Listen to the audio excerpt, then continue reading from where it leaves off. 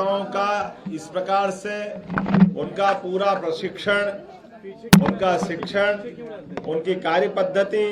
और एक तरह से लोकतंत्र में सच्चे अर्थों में हम किसी काम को करते करते कार्यकर्ता जब बनते हैं तो कार्यकर्ता बन के किसी पे एहसान नहीं करते हैं, अपने आप को निखारने का, परखने का,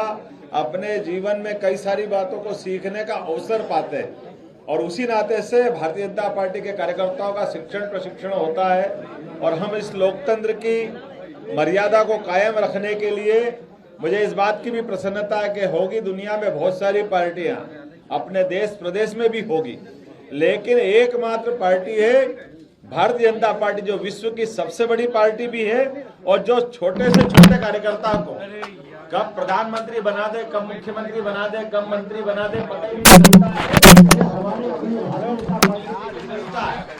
और लोकतंत्र में होना भी यही चाहिए। मुझे इस बात को कहने में कोई गुरेज नहीं है। कई और पार्टियां होगी जिन पार्टियों के सिद्धांत तो कुछ और हैं, लेकिन अगर उनके यहाँ दल के अंदर कोई बड़े पद का मामला आएगा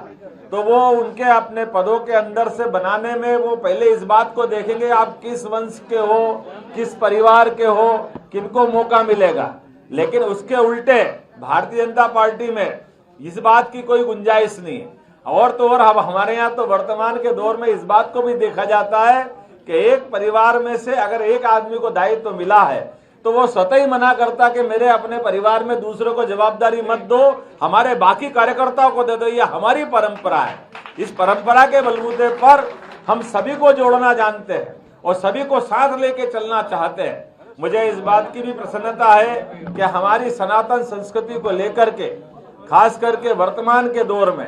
हम सब जानते हैं कि भारतीय जनता पार्टी अपने जन्मकाल से अर्थात जनसंघ के जमाने से हम एक विशेष विचार के आधार पर, राष्ट्रवादी विचार के आधार पर राजनीतिक पार्टी के नाते जरूर हैं, लेकिन हमारी सारी मर्यादाओं के आधार पर हमारा जो मूल उद्देश्य, जिस विचार के बलबूते पर भारत का चहुमुखी विकास हो, गरीब से गरीब आदमी के जीवन में बदलाव आए, गरीब से गरीब आदमी को भी इस भारत माता के आंचल में शासन की व्यवस्थाओं के आधार पर,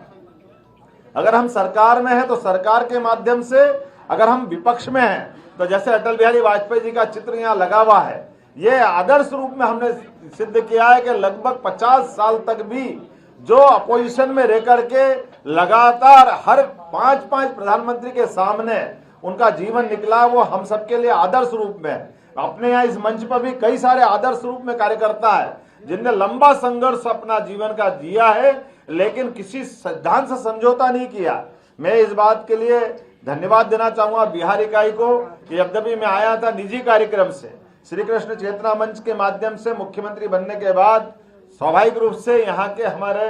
बंधुओं ने कहा कि आप इस कार्यक्रम में आइए, मुझे अच्छा लगा। और बिहार तो वो धरती है जहाँ अशोक के काल से मध्य प्रदेश और बिहार का रिश्ता जुड़ता आया है। 10 साल तक अशोक उस समय गवर्नर रहे, जहाँ संघमित्रा महेंद्र उनकी संतान रही है, और बाद के काल में वो सम्राट बनकर के हमारे सामने आए। और बिहार की वो धरती है जिनने आज से 2500 से 3000 साल पहले लोकतंत्र को जनता के सामने रख प्रकटीकरण का एक अनूठा उदाहरण प्रस्तुत किया। और बिहार में किस बात की कमी है? बिहार में जिस प्रकार के